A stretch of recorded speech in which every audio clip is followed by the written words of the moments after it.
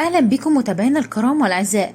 لو انتم محبوا متابعة أخبار النجوم الحصرية ياريت ما تنسوش تدعمونا باللايك والاشتراك وتفعيل الجرس واختيار الكل يصلكم كل جديد. حالة واسعة من الجدل في الأردن أثارتها فتاة تدعى أمل بسبب مشاركتها في تحدي الرقص الذي أطلقته الفنانة اللبنانية مريم فارس خلال حفلها بالأردن منذ أيام. طلبت مريم فارس من فتيات بالحفل المشاركة في تحدي للرقص على الطاولة، واستجابت فتاة تدعى أمل للتحدي، وما إن صعدت على المسرح حتى بدأت هتافات الجمهور. ولم يتوقف الأمر على هذا الحد، بل انتقلت حالة الجدل إلى مواقع التواصل الاجتماعي، وعبر البعض عن استيائهم من هذا التحدي.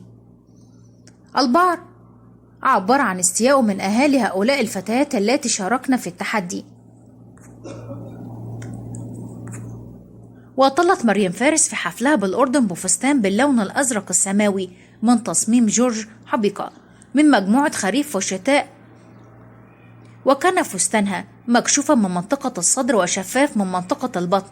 وأجرت مريم فارس تعديلا عليه فأغلقت الفتحة الجانبية الموجودة في التصميم الأصلي للفستان، وتركت مريم فارس شعرها كيرلي وهو الشكل المعتاد الذي تفضل الظهور به. وبدأت مريم فارس الحفل بأغنية توكا توكا التي قدمتها في كأس العالم.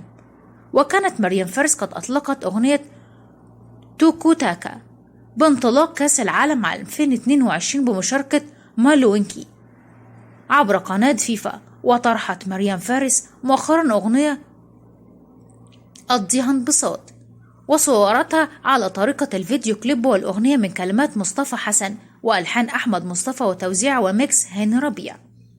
وإذا عجبكم الفيديو ياريت ما تنسوش تدعمونا باللايك والاشتراك وتفعيل الجرس واختيار الكل يصلكم كل جديد، وشاركونا برأيكم ومقترحاتكم في خانة التعليقات.